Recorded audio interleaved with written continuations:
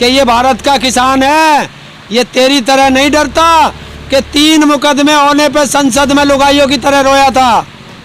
ये किसान चैलेंज स्वीकार करता है और लखनऊ आएगा, हिम्मत है तो रोक लेना। किसानों ने किसी का कत्ल कर दिया, किसी को मार दिया, क्या देशद्रोही करी है? और अगर हिंदुस्तान में कोई देश प्रेमी है तो किसान से बड़ा देश प्रेमी नहीं है कोई। ये सबसे बड़ी देशद्रोही अगर हिंदुस्तान में है तो वो बीजेपी और आरएसएस है।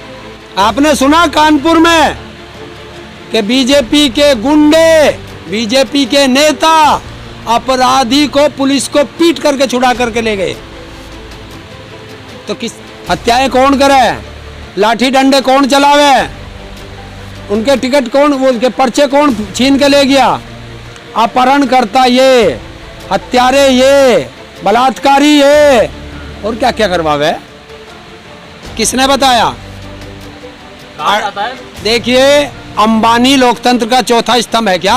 अंबानी चौथा स्तंभ है अंबानी। तो व्यापारी और व्यापारी है 22 चैनल तो अंबानी के। जिस दिन हमारी तुम्हारे प्रदेश में सरकार बन जाएगी, हाँ। तुम्हारे गांव में लाशें इसी तरह नदियों में बहेंगी, तुम्हारी बेटियों की इज्जत इसी तरह लूटेगी। किसानों का डर। और जिस पोस्टर की तुम बात कर रहे हो ना, हाँ।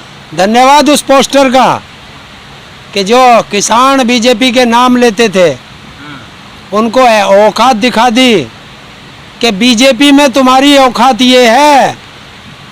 ये किसानों की औकात बताई है उसने। और ये किसान बहुत खुददार होता है।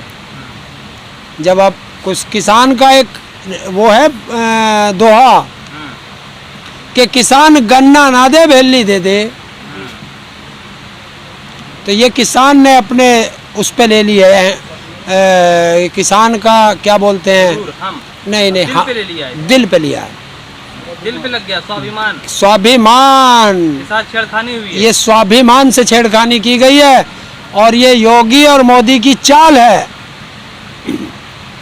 और किसान उसका जवाब बहुत बढ़िया तरीके से 2022 में बटन दबा के देगा। 6 महीने के बाद बिल्कुल। लेकिन अभी चुनाव को 6 महीने बाकी हैं, लेकिन उससे पहले तमाम ऐसी घटनाएं अब देखने को मिलने लगी हैं कि बीजेपी के नेता जब गांव में घुस रहे हैं उन्हें मारा जा रहा है। ऐसा क्यों? क्या किसान है क्या जो मार रहे हैं? ना, ये वे लोग हैं जिन्होंने उन्हें वोट दिया। वे लोग हैं, वे पूछ रहे हैं कि तुझे हमने चुन के भेजा था। विधायक से पूछते हैं तुझे विधानसभा में भेजा था, बता हमारी समस्या का समाधान क्यों नहीं हुआ? हमने जो तुझे भेजा था तूने हमारी बात वहाँ कितनी उठाई विधानसभा में? उसका जवाब दे। जो सांसद है उससे पूछते हैं बता संसद में तूने हमारे बारे में क्या किया? तो इनके पास कोई जवाब है नहीं। किसान अब सवाल करना सिखा दिया लोग। क्यों किसान की बात क्यों करते हो? देश की जनता है और जनता चुनना जानती है तो कान पकड़ के नीचे भी फेंकना जानती है। ये तो किसानों ने ही तो आंदोलन करके बता दिया ना भाई। देखिए, सवाल किया, आंदोलन किया हम लोगों ने, पूरे देश का किसान मजदूर इस आंदोलन में जुड़ा हुआ। ये अब भारत किसानों का आंदोलन नहीं रहा, ये देश की आज़ादी की दूसरी लड़ाई है। कैसी लड़ाई दूसरी है? वो तो अंग्रेजों से लड़ाई हुई थी। वो गोरे अंग्रेज थे, ये काले अंग्रेज हैं। हमारे पुरखे लड़े थे उनसे। तो बाहर से आए हुए थे ना वो। और एक कहावत है ना, घर का बेदी लंका ढावे, ये वे वाले हैं। कैसी आजादी अब आप चाहते हैं? देश आजाद कराना है, क्योंकि देश के अंदर तो आजाद हो गया। नहीं है आजाद, आजाद नहीं है। क्यों? कि जब हमारे पुरखे अंग्रेजों से लड़ रहे थे तो हमारे पुरखों पर देशद्रोह के मुकदमे लगते थे देशद्रोह के मुकदमे। और आज हम लोग अपने अधिकारों के लिए लड़ रहे हैं तो हम किसानों पे भी देशद्रोह के मुकदमे लग रहे हैं। तो बताओ उन गोरे अंग्रेजों में और इन काले अंग्रेजों में अंतर क्या है? क्या अपने अधिकार मांगना देशद्रोह है? क्या उस नेता को याद दिलाने के लिए काले झंडे दिखाना देशद्रोह है? क्या उस नेता के खिलाफ नारे लगाना देशद्रोह है।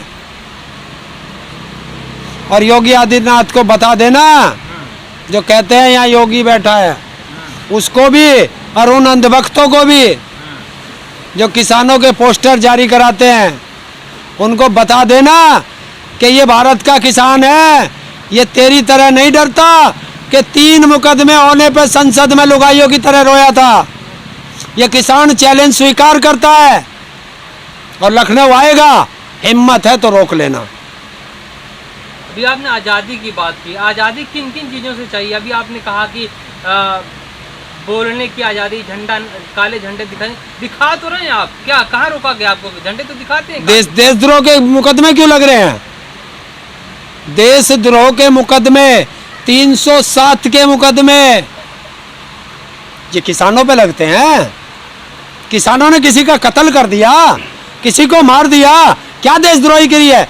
और अगर हिंदुस्तान में कोई देश प्रेमी है तो किसान से बड़ा देश प्रेमी नहीं है कोई, किसान और मजदूर से। क्यों? कि उसका बेटे सीमा पर लड़ते हैं और वे देश के लिए अन्न उगा के उसको देते हैं, और हमारे ही बेटे तिरंगे में लपट के आते हैं। बता किसी नेता का बेटा तिरंगे में लपट के आया हो सही सीमा से? लेकिन योगी आदित्यनाथ और बीजेपी के लोग तो कहते हैं सबसे बड़ी राष्ट्रभक्त पार्टी तो बीजेपी है। कैसे? कौन है राष्ट्रभक्त? ये सबसे बड़ी देशद्रोही अगर हिंदुस्तान में है तो वो बीजेपी और आरएसएस है। जिस समय हमारा देश आज़ादी की लड़ाई लड़ रहा था, ये अंग्रेजों के पिट्ठू थे आरएसएस। तो कह रहे हम देश बचाने की लड़ाई लड़ रहे हैं। देश बचाने की नहीं, देश बर्बाद करने की लड़ाई लड़ रहे हैं वो। और कौन कहता है ये देशभक्त हैं? मैं साबित करता हूं, गद्दार हैं। जब देश आज़ाद हुआ 1947 में, 1947 से लेकर 1950 तक यही आरएसएस ने तिरंगे को जलाया था। तो फिर किन चीजों और 52 साल तक नागपुर आरएसएस के हेडक्वार्टर पर तिरंगा नहीं लहराया।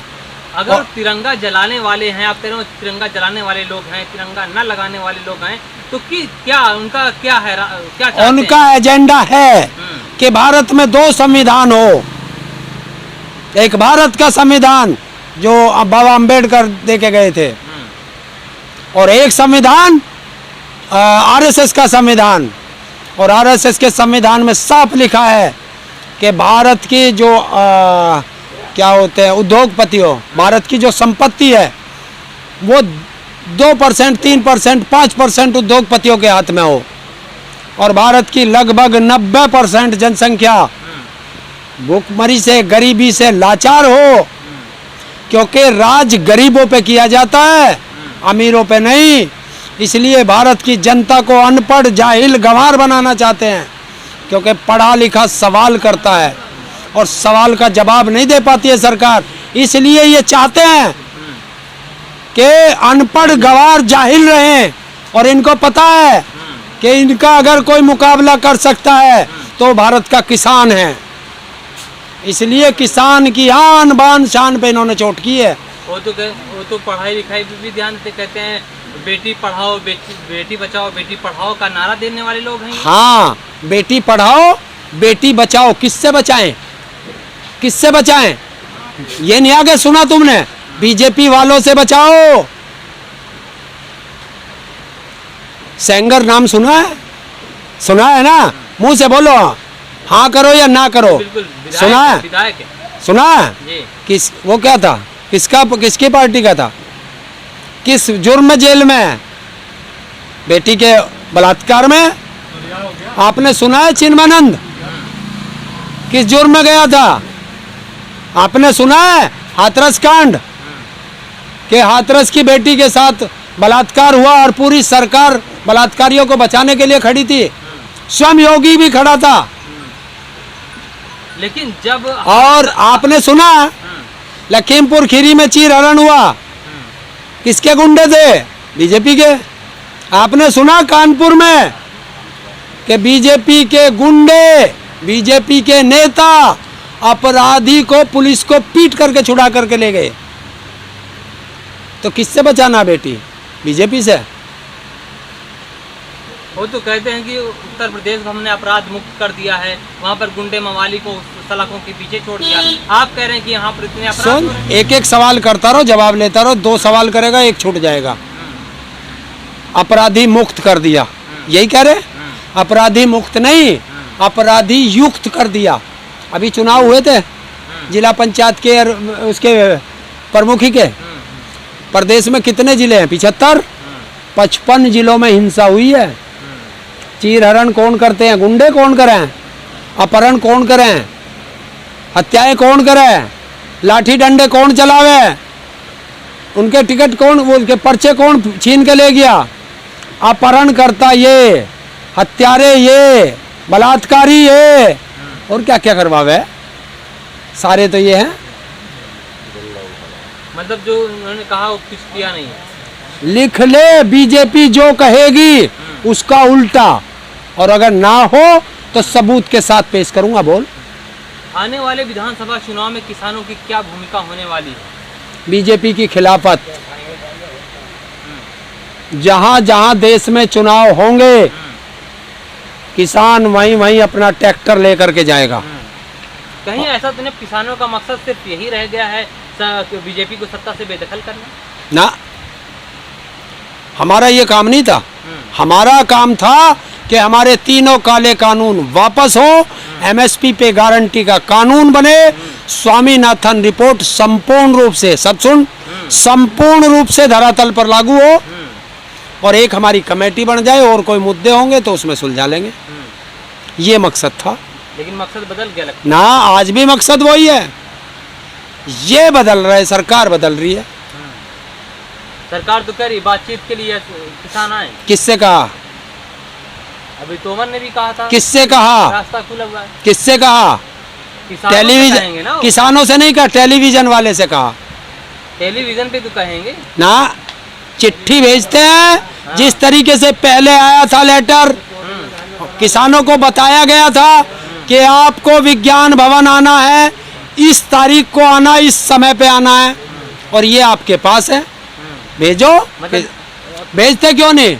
अगर तू किसी की शादी में जाएगा तो तेरे घर चिट्ठी आती है, नहीं आती है, कि इस फार्म हाउस में या इस बारात घर में भाई शादी है, फला तारीख की है, फला समय पे है, वो आती है, जब ही तो जाता है, या बिना बुलाए चला जाएगा? टेलीविजन पे कहेंगे क्या क्या लगता है, क्या जनता को गुमराह करना? और जो टेलीविजन वाले इनके चाचा हैं, दलाल मीडिया, वो तो लोकतंत्र का चौथा स्तंभ है, आप उनको दलाल कह रहे हैं। किसने बताया? किसने बताया? कहा जाता है। देखिए, अंबानी लोकतंत्र का चौथा स्तंभ है क्या? अंबानी चौथा स्तंभ है? अंबानी तो व्यापारी है। और व्यापारी है। 22 चैनल तो अंबानी के, और 36 चैनल सुभाष चंद्रा के, जो बीजेपी का राज्यसभा सांसद है। और बता किसके? 1-2 चैनल को छोड़ के बता, और किसके? भाई सारा जी न्यूज सुभाष चंद्रा का, जिसके ना सामने जी लग गया सुभाष चंद्रा। 36 चैनल है, और IBN 7, न्यूज 18, और जितने ये कलर्स लिखे जा, ये सारे अंबानी के। और बचा ही क्या? 1-2 चैनल बचे, एक NDTV और न्यूज 24। बताओ और कौन सा? और उत्तर प्रदेश के इसी योगी ने 160 करोड़ रुपया इस कोरोना काल में 1 अप्रैल 2020 से और 31 मार्च 2021 तक 160 करोड़ रुपया सिर्फ विज्ञापनों पे इन्हें टेलीविजन चैनलों को दिया और अखबारों को। वो तो लोगों और सबसे ज्यादा अपनी उपलब्धियां बता रहे हैं ना विज्ञापन के माध्यम क्या? से। अरे क्या काम किया बता रहे हैं। जो लाल होता है ना, वो गुदड़ी में भी चमकता है। ये गांव की कहावत है। अगर तुम अच्छे काम करोगे तो किसी को बताने की जरूरत नहीं है, जनता स्वयं समझती है। जब जनता के पास कोई सुविधा पहुंची नहीं है, और अगर तुम्हें सुविधा बतानी भी है, तो दिल्ली में कौन सा उत्तर प्रदेश रह गए हैं या कर्नाटक में रह गए हैं? बता। उत्तर प्रदेश के लोग यहाँ दिल्ली काम करने आते हैं ना। वो जाते तो दिल्ली यूपी से ही है। हाँ। तो उनको वो तो यूपी में पता चल जाता, या कर्नाटक में जाके बताओगे? ये उस तरीके से भ्रम में फैला रहे हैं देश को। जिस तरीके से 2013 के प्रचार में इन्होंने पूरे भारत को बताया था गुजरात मॉडल, गुजरात मॉडल। हाँ। अब क्या हुआ गुजरात मॉडल का? तब नया मॉडल आ रहा है क्या, उत्तर प्रदेश मॉडल? हाँ बिल्कुल आ रहा है कि देख लो देशवासियों, जिस दिन हमारी तुम्हारे प्रदेश में सरकार बन जाएगी, हाँ। तुम्हारे गांव में लाशें इसी तरह नदियों में बहेंगी, तुम्हारी बेटियों की इज्जत इसी तरह लूटेगी, तुम्हें ऐसे ही डंडे के बल पे लूटा जाएगा। और देख लो जो हाल हमने किसानों का किया है।